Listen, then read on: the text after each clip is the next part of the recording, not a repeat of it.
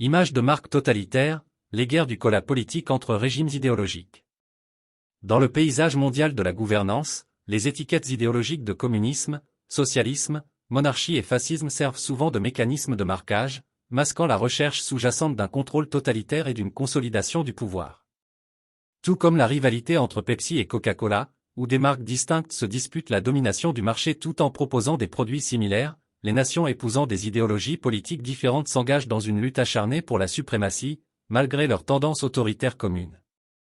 Les régimes communistes et socialistes, ainsi que les monarchies, se présentent souvent comme des alternatives aux États ouvertement fascistes, promouvant les idéaux d'égalité, de justice et de stabilité.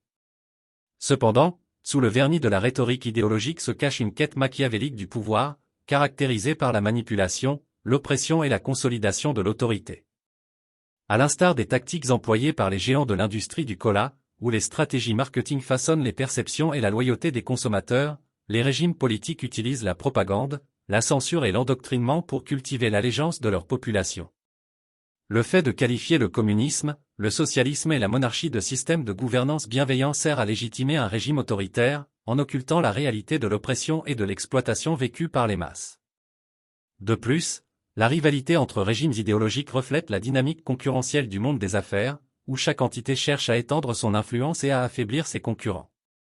Tout comme Pepsi et Coca-Cola se lancent dans des campagnes marketing agressives pour conquérir les consommateurs, les régimes politiques se lancent dans des manœuvres géopolitiques, des conflits par procuration et une guerre idéologique pour affirmer leur domination sur la scène mondiale. Dans cette « guerre du cola » politique, les distinctions entre les régimes communistes, socialistes et monarchiques deviennent de plus en plus floues, alors que tous recherchent un contrôle totalitaire sous couvert de bannières idéologiques différentes. L'URSS, la Chine et d'autres États communistes autoproclamés illustrent ce phénomène, car ils ont adopté des pratiques autoritaires rappelant les régimes fascistes dans leur quête de pouvoir et de domination. En outre, la perpétuation du totalitarisme s'étend au-delà des frontières nationales, alors que les régimes idéologiques cherchent à exporter leur modèle de gouvernance par le biais d'alliances, d'aides et de propagande. Tout comme les sociétés multinationales cherchent à accroître leur part de marché à l'échelle mondiale, les régimes politiques s'engagent dans l'impérialisme, l'interventionnisme et la subversion idéologique pour étendre leur influence et garantir leurs intérêts.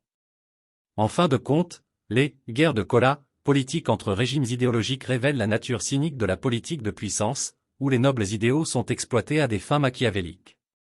Qu'ils soient communistes, socialistes, monarchiques ou fascistes, tous les régimes autoritaires partagent un objectif commun, la consolidation et la perpétuation du pouvoir aux dépens des libertés individuelles et des droits de l'homme. En tant que telles, les distinctions entre ces marques idéologiques sont, au mieux, superficielles, ne servant qu'à obscurcir la quête sous-jacente d'un contrôle totalitaire.